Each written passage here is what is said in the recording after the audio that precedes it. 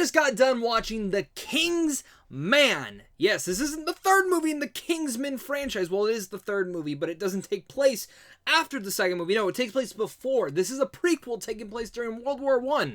Confused yet?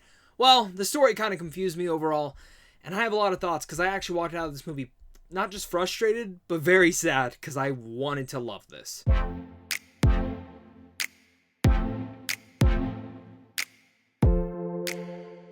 What's going on, buddy? Welcome back to a brand new movie review. Today we're going to be discussing The King's Man. This is about one man who must race against time to stop the history's worst tyrants and criminal masterminds as they get together to plot a war that could wipe out millions of people and destroy humanity. There's Ralph Fiennes, Gemma, Arterton, Dickinson, and Djimon, Hounsou. Now, I have been really looking forward to this. I freaking love the Kingsman franchise, especially that first movie. That first movie was one of the biggest surprises I've ever seen in theaters. I remember not really caring about this movie, being like, why is Matthew Vaughn doing this movie next and not the next Kick-Ass or the next X-Men? Come on, man. And I just kept rolling my eyes at the thought of this other type of spy film. Then I finally saw a clip from that film the night before it opened, and me and my friend watched it and we're like, we have to go see that. That action scene looks great. We went and saw the movie and we absolutely loved the first Kingsman. And then The Golden Circle came out and I actually really like that one. It's not perfect, it's not great, it's definitely not as great as the first Kingsman, but I still enjoy it. So The King's Man, when it was announced, even though it was going to be a prequel, I said, I'm in for it. Matthew Vaughn kind of said that he wants to do this and then do a Statesman spin-off or a Kingsman 3 afterwards. And I was all for it. Give me as much Kingsman as possible. After this one, though, you know, I just want to get back to Eggsy's story, or maybe just kind of make it this be it. I know they just recently announced that they are doing a Kingsman 3 with Eggsy and that they are going to be filming next September, which makes me excited. But walking out of this one, I just kind of felt lackluster and sad. But of course, before we get any further into this video, guys, I do want to hear your guys' thoughts on the Kingsman franchise and in general your thoughts. How excited are you for the brand new one? Are you excited at all? Do you hate these movies? Let's discuss it all down below, and make sure again to hit that like and subscribe button if you love talking movies. Once again, The King's Man. I'm all about film appreciation over here, and I do want to start with my pros. And one of the biggest pros I do have on this movie is the performances and really much all the memorable characters you get in here. Every single character had some fun line or fun moment or awesome sequence that I sat there and I was like, I really dig this character. If it's Gemma's, Arterton's, Polly, who I thought was freaking awesome throughout this entire movie. I love her attitude, her sass, and the way that she just made it work. Ifans, who plays Rasputin, and again, I might be mispronouncing some of these names and I heavily apologize for that. But this Rasputin character had been many talks from the trailers and everything of that nature, and I really dug him, even though he is the most Kingsman of Kingsman thing that you could possibly have in this movie. And the segment that he was in was probably one of my least favorites of it all, and I wish Rasputin was definitely in more of the film per se. And even going as farther from there, Dickinson, who plays Conrad Oxford, the son of our main character, I liked him.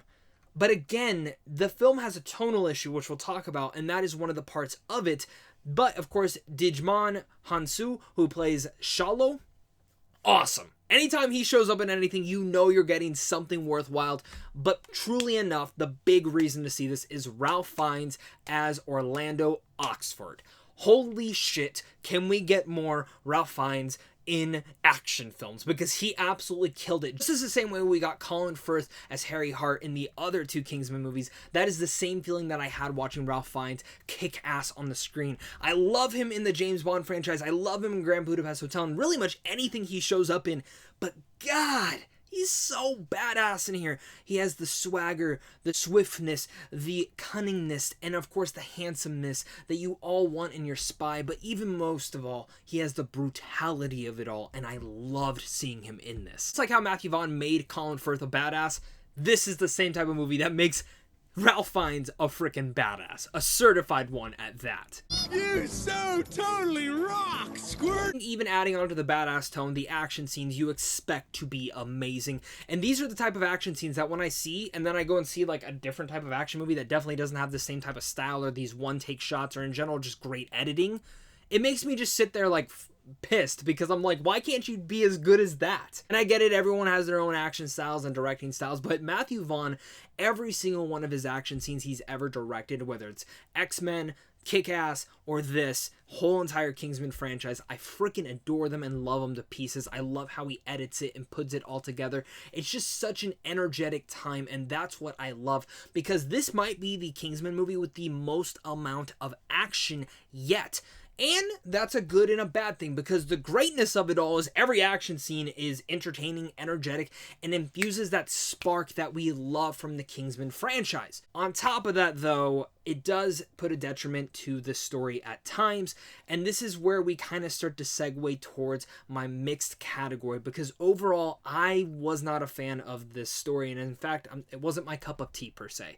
Half of this story I really dug, and the other half I didn't. The first half of this movie feels like Matthew Vaughn was trying to make more of a straight up World War I film that had some tonal issues within it, because it's trying to be this World War I drama, but also a Kingsman film. Yeah, you might be saying, well, they have kind of the same sounds. Kingsman is more of, it makes fun of the spy genre and has fun with it, where the World War I drama aspect was trying to be a little bit more serious in the vein of like Tinker Tailor Spy, or even additionally adding on to there, like a 1917. I actually had issues with that because the tones were clashing so much, it made me frustrated because I was laughing and enjoying, and then all of a sudden I was supposed to feel depressed. The first half of this movie, this back and forth jerking of the entire film, really made me feel whiplash while watching the movie, and not in the best way possible. Alongside that, the story has so much going on that at times it does feel even convoluted, with so many characters, so many different territories. You have a 2-hour and 5-minute movie, and you have a lot to get through within the story, but you're also giving us a lot of action while entertaining. I definitely needed more from the story front to really make me invested with what was going on here. Honestly, besides a couple little lines here and there, and even maybe the one thing that happens towards the end of the film, this doesn't feel like a Kingsman prequel. Take out the style and, again, some of the Easter eggs. This feels like a straight up just World War I action film that Matthew Vaughn wanted to make, and I actually think it might be one of his weakest movies because of that. I really do feel like he went into the office and he wanted to make more of a World War I drama, and they were like, we don't want to do that, it's not going to sell, and he goes, whoa, wait, it's a Kingsman film, and this is how that happened. Maybe that's not actually how it happened, but I expected a lot more from this, and again, while I was mixed on that first half and really didn't like it, and that's where a lot of my cons go, the back half thankfully got better, but it still wasn't great.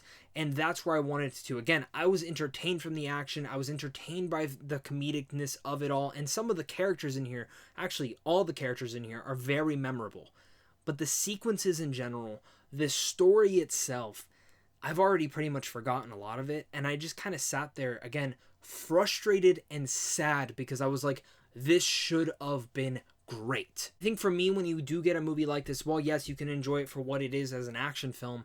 I expected so much more from the story. Kingsman has some of the best stylish action sequences to date in this franchise, alongside some really memorable characters, but the story, it really was not my cup of tea. I left pretty sad, as I love this franchise, and this one didn't work all the way for me.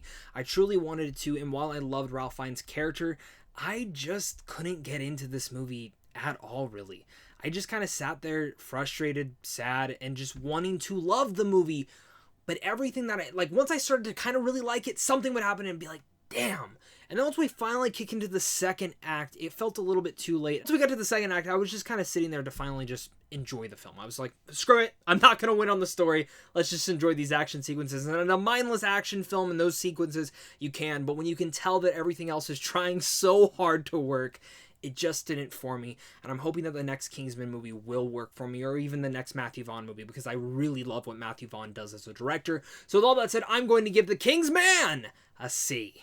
Thank you once again, guys, for watching this. You guys are seriously all the best, and I can't wait to hear your guys' thoughts. If you totally disagree with me, let me know down below, because that is what's so important about talking movies, is hearing everyone's opinion. If you do like this review, though, make sure to hit that like and subscribe button. And if you want to see movies early like me, make sure to head on over to Sandwich on Films on how to see those. But guys, we got a busy week coming up. Spider-Man No Way Home is finally in theaters, and I'll be doing a lot of reviews, non-spoiler reviews, spoiler reviews, rankings, all sorts of things like that, as well as my review for Nightmare Alley is already out, and that is a great movie as well from Del Toro. Go check that out. It also comes out Friday. But of course, my name is Zach. Thank you once again for watching this, and of course, until next time, stay classy.